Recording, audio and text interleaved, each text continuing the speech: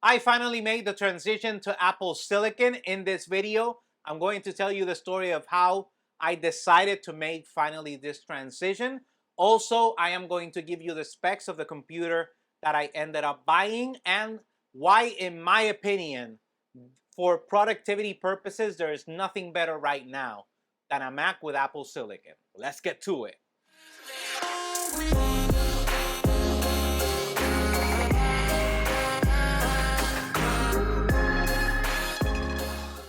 Okay, first the story. My wife, ever since she's known me, I've owned a Mac. I switched from one Mac to another when I bought my 16-inch MacBook Pro, and I've always liked Mac. I've always been a Mac kind of guy. Ever since I bought the first one, I've been a Mac guy ever since. So my wife, seeing that I like it so much, she wanted to experience it for herself, and she bought a MacBook Air, a 13-inch MacBook Air with M2 processor. It has 8-core CPU and a 10-core GPU, 512 gigabytes SSD with 8 gigabytes of unified memory or RAM. That's what Apple calls it now. Anyways, she bought that, and I was like, let me try installing Final Cut Pro, because I've heard that the difference between Apple Silicon and Intel has really increased, especially since the release of M2, which it has its encoders and decoders for video. So let me try installing Final Cut and exporting a video for the purposes of you guys having an idea. The video that I used was the Zelda video that I did release a few weeks ago. So that was the video that I used across all the devices that you are going to hear about right now. My MacBook Pro, it's a $3,900 computer. My MacBook Pro did the export in 47 minutes and 58 seconds. 47 minutes, 58 seconds. The MacBook Air, which was $1,500, did the export in 10 minutes, 17 seconds. So that's almost a half hour that I'm saving. Almost a half hour, and it's half the price, more than half the price. Obviously, later on, I realized that since I did not install the plugins, it was not a one-to-one comparison. But still, even with the plugins, it will probably do it really fast. So I decided to get the M2 Mac Mini with the same specs. That cost me $679. The export took 26 minutes, 58 seconds. Still a lot better. Now, I did realize while I was waiting for it to finish the export, in several occasions, Clean My Mac said that the computer had run out of RAM, so it was having to use the hard drive to compensate for the missing RAM that it needed in order to be able to do the job of exporting the video. That was just doing that. I did not have any open tabs. I was not browsing the web while I was waiting or anything like that.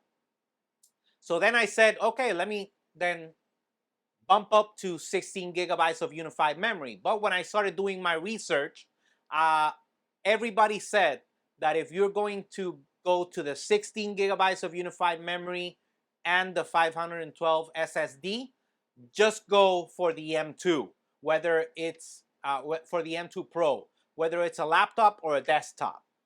In the case of the desktop, which is the Mac Mini, the difference in price from the $679 that I indicated for the 8 gigabytes, going up to 16 gigabytes would have been $849 just for an additional 8 gigabytes of unified memory, while the M2 Pro was $1,099. That's the one that I eventually purchased. That comes with a 10-core CPU and a 16-core GPU. So it's much more powerful than the M2 processor. So you have a lot of extra space in order for you to be able to work with. Once I did the export, it did it in 10 minutes, 40 seconds with the M2 Pro. So that was a lot faster. It was a lot closer to the M2 on the MacBook Air without the plugins. And this was with the plugins because I literally did, you have a migration tool when you boot up the computer for the first time. And I literally connected my computer through Ethernet and Thunderbolt. I connected the MacBook Pro to the Mac Mini, so it was a one-to-one comparison. Everything that was in the MacBook Pro was in the Mac Mini. So it booted up with everything the same. Anyways, the monitor that I'm using is a gaming monitor, which is the one that you're seeing on screen right now, the LG Ultra Gear. I know that for video editing, it is not the best one, but it works for me. And it was $230. So I'm not gonna complain. It's $230 monitor is just good enough. I also have my PS5 connected to it and my Alienware laptop, which I still own. And obviously that helps me out. It is a gaming monitor, so it helps me out, especially on the Call of Duty on PlayStation 5. The mouse that I got, let me talk about the keyboard first. The keyboard that I got is the Magic Keyboard with the Touch ID and numeric pad. I know there are probably keyboards that are a lot cheaper and better, but I wanted the Touch ID. And I just love the look of the Magic Keyboard. That's why I got it, for both the look and the Touch ID. The Touch ID more important than look, but both things, I love them. I love the way it looks, and I wanted Touch ID because I'm not always hanging around with my Apple Watch. Something that I did notice, I can have more than one computer using the Apple Watch to unlock. So in case you guys ever want to do that, it is an option that you have. Anyways, the mouse that I'm using now, I'm going to discuss the mouse. It is the Logitech Master S3 for Mac, or if I miss the name, you're going to be seeing it right now. It is a wonderful mouse, and I was scared because I love the Magic Mouse. Even though it's not ergonomically correct, I do love that you can scroll anywhere, either up and down or left and right. The gestures, they're kind of like the trackpad. They're not one-to-one, but they're very similar to what you can do on the trackpad. You can do it on the mouse. So I love that, and I was scared of losing that. But I tried the mouse. I wanted to give it a shot. It was only $10 more than what a Magic Mouse cost. And wow, I'm really impressed with the mouse. It's a great mouse.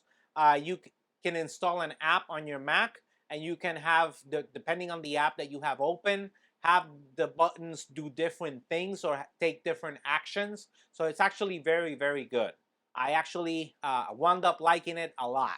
I actually use it more than I use the Magic Mouse now, because the Magic Mouse is just for my laptop, and most of the times I'm just using the trackpad on my laptop. Anyways, I just wanted to let you guys know that I finally made the transition, and in my opinion, that for productivity purposes, there's nothing better than an Apple Silicon computer right now.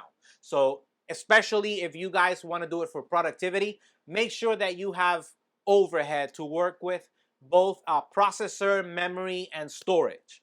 Make sure that you have more than what you need, so you can be the computer can be a little bit more comfortable doing all those tasks for you. Go ahead and leave the comment below if you agree with me or disagree with me. What do you think? Did I make a mistake switching to Apple Silicon? Should I have stayed with Intel, etc., etc., etc.? While you're down there, smash that like button, subscribe, and hit that bell so you can get notified when we have new videos. Remember, if you have a Google or Gmail account, you have a YouTube account. Go ahead and sign in on your favorite app or browser on youtube.com. Search for us at JRAbramsTech, and the only way for you to leave a comment and leave a like for those YouTubers that you like, not just for me, but any other YouTuber that you like, and that's the best way to support that person and help them grow, is with that like button. And the only way you can do that is if you're signed in to an account. As always, we're available on Facebook, Instagram, Twitter, and obviously YouTube at JRAbramsTech, so you can stay up to date with the latest news and rumors about tech. Until next time.